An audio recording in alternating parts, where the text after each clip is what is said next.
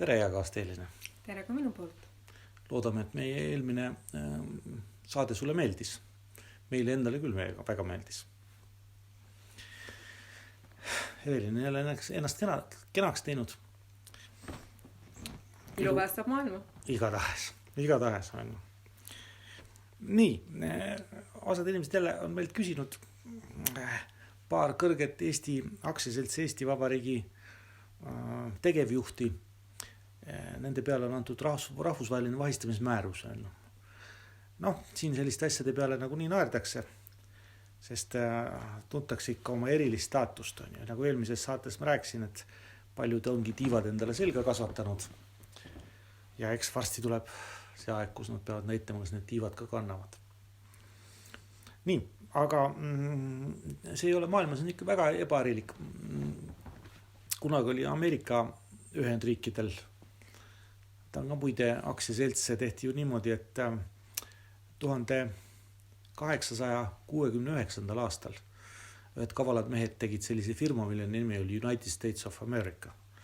See kirjapilt kirjakuju erines natuke sellest, mis on nagu see United States, mis kunagi välja kuulutati.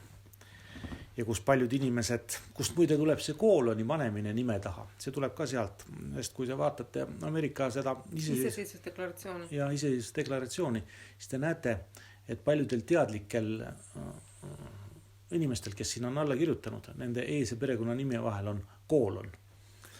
Ja miks seda on tehtud, seda on, inimesed tähistavad ennast kui fakti. Et kes on täpne ja terav silm, see näeb seda. Nii et kunagi oli ajakirjas või ajalehes Eesti Ekspress oli ka artikkel nendest koolonitest ja siis sealne puuvilja nimega, mis üks mingi proua Hurmaa, jah, me siiamaani kutsume neid maitsvaid puuvilju proua Hurmaadeks. Tema ütles, et teda tegi see kohe päris kõhedaks, võttis, et ees ja perekonna nimel vahel peab koolon olema. See tähistab fakti on ju. Ja arvata, et nüüd sama ajalehe Ekspressi toimetuse liikmed on targemad kui need inimesed, kes suutsid selle iseseisvusdeklaratsiooni välja kirjutada omal ajal. No vast see ei ole niimoodi. Nii et tasub vaadata, võtke luup pihku, vaadake, et te näete, et koolonid on taga ja kas mitte Benjamin Franklinil on ka üks väikene mull seal nime peal on ju. No mida mull tähendab, võib-olla sina mäletad? See tähendab kraadimärki. Jah, see on kraadimärk on ju. Nii et vaadake hoolega neid pabereid ja need kõik on väga vanad asjad, millest me räägime. Ja mitte keegi ei ole neid ära muutnud ja kindlasti mitte mingisugused laps asjamehed, lapsjuristid siin Eestis on ju. Igasugused Darjad ja Galjad ja vaat nii. Kas see vöö, see D ja G, kas see ongi Darja ja Galja või? See on Dolce ja Gabbana. Okei. Ma mõtlesin, et vahe nii kõvad tegijad on siin, eks ole.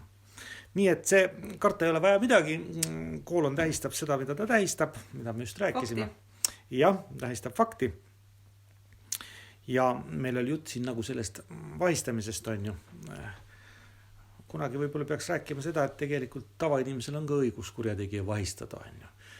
Kui näiteks üks inimene on pannud ennal politseimundri selga on ju ja üritab midagi läbi viia, siis tal selleks enam mingit alust tegelikult ei ole on ju. Ja inimesel on õigus ta vahistada, aga võib-olla me täna sellest ei räägi. Räägime sellest, et ka näiteks selle aktsiaselts Ameerika Ühendriikide endisel juhil, tegevjuhil, kutsutakse ka presidendiks, Bushil, et tema peale on antud Šveitsis välja vahistamismäärus.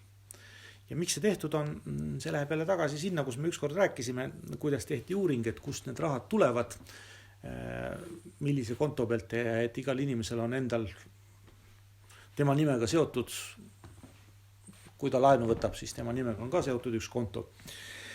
Ja seal oli niimoodi, et saadeti uurija välja, me oleme seda rääkinud on ju, ja siis see uurija uuris välja, ta saadeti välja Texasesse, Texase pankurid ongi need Bushid on ju. Ja kuna ta see sama uurija uuris asja välja, siis selgus ka selle Texase panganduspere teod. Ja ühesõnaga 12 Föderaalreservi panka, need alluvad sellisele Šveitsi pangandus organisatsioonil nagu BIS, Bank for International Settlements on ju. BIS on eraldi seisev riik keset Baseli linna on ju. Ja seal on jälle see, et tal on ka oma postkontor ja 12 mereriviili ja kõik need asjad käivad. Võt ja nüüd sellepärast see Bush sinna reisida ei saa, sest see BIS andis vaistamismääruse tema peale välja, sest ta on rikkunud reegleid.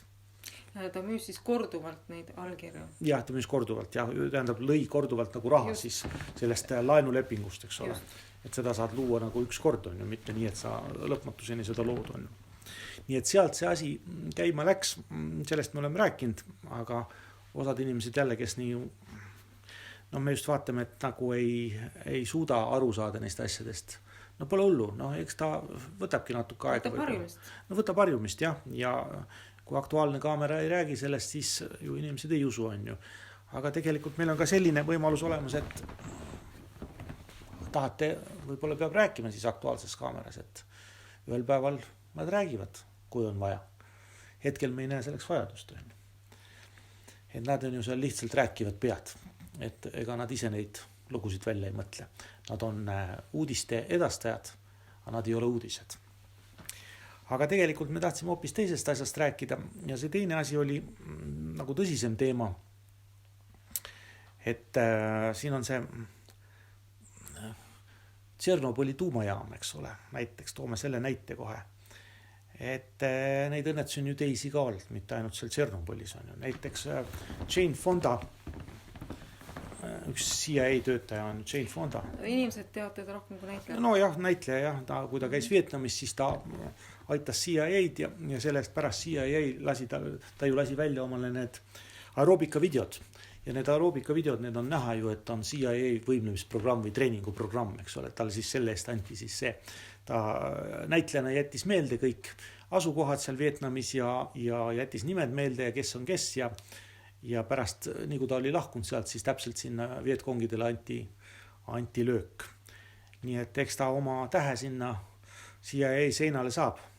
Ja tema jaoks on ka laev. Jah, tema jaoks on ka laev ja jälle totukesed ei tea, ütlevad, et näed, käis seal Vietnamis rahuvõitlejana ja nüüd tehti laev tema nimele. No sellepärast tehtigi, et ta tegelikult aitas luure keskagentuuri. Need on niisugused ajaloolised faktid, mida ei räägita miski pärast. Aga tema tegi ka ühe filmi ja see filmi ingliskeelse nimetus oli vist China sündroom, Hiina sündroom on ju. Ja filmi süžee oli selles või synopsis on selles, et ühesõnaga tuumajaamas on õnnetus on ju. Hiina sündroom tähendab siis seda, et kui see hakkab sulama, see tuumareaktor, et siis ta sulab Hiinasse välja on ju läbi maa, eks ole. Ja pärast seda, kui film oli linastunud, siis 10 päeva pärast juhtus tegelikult Harrisburgis juhtus avarii, eks ole. Nii et neid asju võib-olla teatakse ette, võib-olla sätitakse niimoodi, et juhuseid ei ole maailmas. Selline see maailm juba kord on. Õnnetus on teisigi olnud, ega Sellafieldi tuumajaamas on täpselt samamoodi õnnetus olnud. Ja Sellafieldiga on ju selline asi, et see sama Põhja-Jäämere krabid ja kõik need on ju seesumid täis. No kus see seesum mujalt tuleb siis, kui sealt tuumajaamast on, see tuumajaam lekib ja asi on tõsine. Mis puutub nüüd Tšernobõli, siis miks me seda tahtsime rääkida? Aprillikuu. Et aastapäev. Jälle selline tume aastapäev on ju.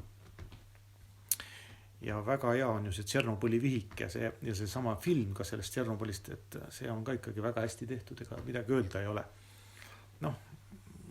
Tegelikult need muidugi jaamajuhid nii totakad ei olnud, kui seal filmis näidatakse, aga arusaadav, et see film on ju toodetud, kus see toodetud on, eks ole.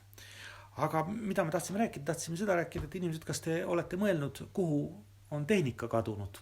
See tehnika, mis aitas tuumaõnnetust likvideerida, tehnika aga ja et kuhu see saanud on. Et pärast seda, kui nüüd see konflikt seal maal lahti läks, siis tehnika on kõik aihtunud. Tegelikult ta aihtus juba enne seda. Juba varem. Aihtus varem on ju. Nüüd osad ütlevad, et läks sõtta on ju. Ei, see tehnika sõtta ei läinud on ju. Vaadake sellega, tehnikaga on niisugune asi, et see metall sulatati ringi suhtega 1:6 ja valmistati sellest joogiveetorud. Ja Eestis kasutatakse plasti ja me teame.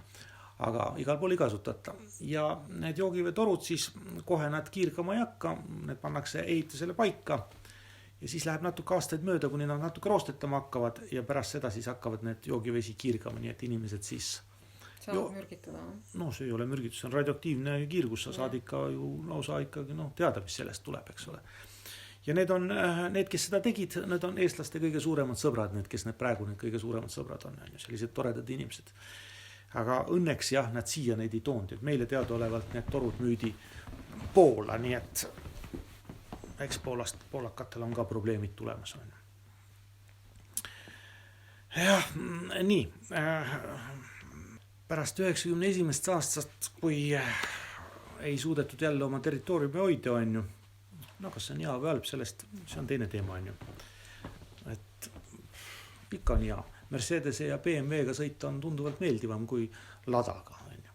Nii et kui peaks olema nii-öelda enne 91. aastat toimunud olukorra nagu taastamine, no, siis Ladaga me ei küll sõitma ei hakka, et see ei lähe mitte. Aga see selleks. Ja mida me öelda tahtsime seda öelda, et õnneks toodi Ukrainast tuumapead ära. Et muidu oleks meie elu võib-olla hoopis teissugune olnud ja vanga ennustus, et põhjapoolkera on kõik radioaktiivselt saastunud, võib-olla see oleks täide läinud. Aga tehti nii, et toodi kõik ära. Ja see oligi vist need kolm parmu on ju, see Jeltsin ja siis oli see ühesõnaga Ukraina juht, kahjuks suuda neid nimest meenutada, ja Valgevene juht, tollaegne Valgevene juht on ju. Toimus siis suur pidu on ju, ja mitmepäevane, ja nende päevade sees siis evakueeriti tuumapead minema. Et muidu oleks asi praegu päris tõsine on ju. Et võib-olla tuleks ka kuskil Austraalias hoopis seda saadet teha ja järgmisel päeval jälle kuskile sinna farmi tööle minna, et seal on ju need valge torjad on ju, käivad ju seal kõik farmis tööl. Samas võib-olla on tore ja noored inimesed käivad, saavad omale tööharjumuse, muidu nad mõtlevad, et töö ongi ainult see, kui niimoodi räägid ja ajad mingit jamasuust välja on ju, erinevalt meist loomulikult, me räägime tõsist juttu. Aga influencer tähendabki, liide in tähendab ju eitust. Ja see tähendab siis, et ta ei räägi mitte midagi. Fluent, eks ole, võiks seda sõna tüvi olla. See tähendab, et mitte midagi ütlev, mitte midagi rääkiv. Ja tegelikult see nii on ka. Olgu, aga me ei ütle, et ta kõneks nüüd ei lähe, siis loodame, et asjad lähevad normaalselt ja maailm puhastatakse lihtsalt parasiitidest on ju, aga mitte enamustest inimestest on ju. Sest parasiitide puhastamine on juba käivitunud ja igal maailma kodanikul on tegelikult kohustus sellele kaasa aidata. Et kaoksid ametid, mis ei loo mitte midagi. Mis on sõna otseses mõttes parasiitlikud. Aga kuidas see juhtub, sellest räägime vast mõnel teisel korral. Et sellise saate lõppu me võiks panna minna vahva loo. Just, ma arvan, et Kraftwerk ja Radioactivity. Kuulame selle loo ära ja kohtume veel. Et kenat aprilli teile. Kohtume taas.